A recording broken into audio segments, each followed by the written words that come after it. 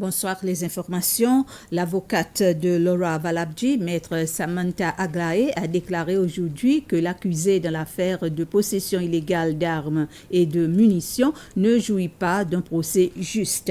Par ailleurs, elle a jugé offensante la manière dont le magistrat s'est adressé à sa cliente aujourd'hui. Maître Aglaé défendait Mme Laura Valabji à la suite de la demande de l'accusation d'autoriser l'inspection des appareils électroniques et de leur contenu saisis dans la demeure de l'accusé. Maître Aglaé a opposé une objection à cette demande en rappelant que Mme Valabji étant avocate de profession, ses documents et enregistrements sonores ou audiovisuels devraient être protégés par le privilège de l'avocat et de ses clients. Les 3 accusés dans ce procès resteront en détention provisoire jusqu'au 3 octobre prochain. La République des Seychelles élabore son plan d'action national pour combattre la résistance aux antimicrobiens. En effet, les bactéries, les champignons et autres parasites résistant de plus en plus aux médicaments, ce qui rend plus difficile le traitement des infections. Justement, le ministère de la Santé et le département de l'Agriculture ont organisé un atelier national sur la résistance aux antimicrobiens. L'atelier est soutenu par l'Organisation internationale pour l'alimentation et l'agriculture, la FAO. La ministre de la Santé, Peggy Vidot, ainsi que le ministre de l'Agriculture, Flavien Joubert, étaient présents à la cérémonie de l'ouverture de l'atelier.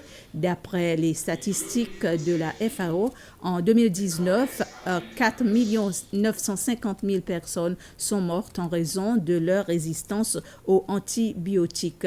C'est l'une des principales raisons pour lesquelles il est important pour les Seychelles d'avoir un plan d'action national. Cet atelier se poursuivra jusqu'au 23 septembre.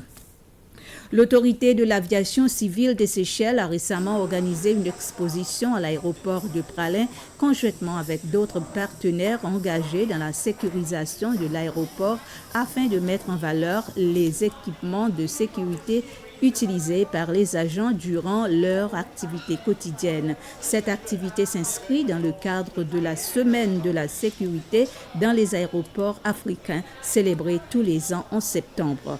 Au cours de l'exposition, ils n'ont pas seulement montré au public les équipements de sécurité, mais aussi les objets dangereux restreints au voyage. Hilton Seychelles a recruté des nouveaux candidats pour entrer dans le programme FITIR dans le but d'acquérir de l'expérience pratique dans l'hôtellerie. Le recrutement avait lieu au cours d'une foire organisée au Gastro Lounge La Brise. C'est la 2e cohorte qui va suivre cette formation. À travers le programme FITIR, les candidats auront l'occasion de travailler dans les différents hôtels Hilton Seychelles. Ici, aux Seychelles, la formation pour ce second groupe débutera en octobre. La Mauritius Commercial Bank des Seychelles fait un don d'environ 30 000 roupies au ministère de la Santé pour l'impression de 7 panneaux éducatifs.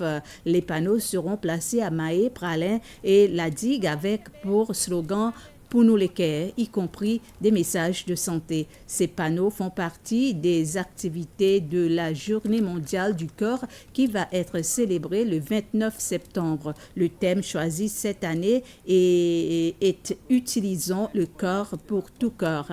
Le commissaire de la santé publique a exprimé ses remerciements pour le don, invitant tout le monde à s'efforcer à protéger son cœur. Voilà, c'était les informations. Merci de votre attention et bonsoir.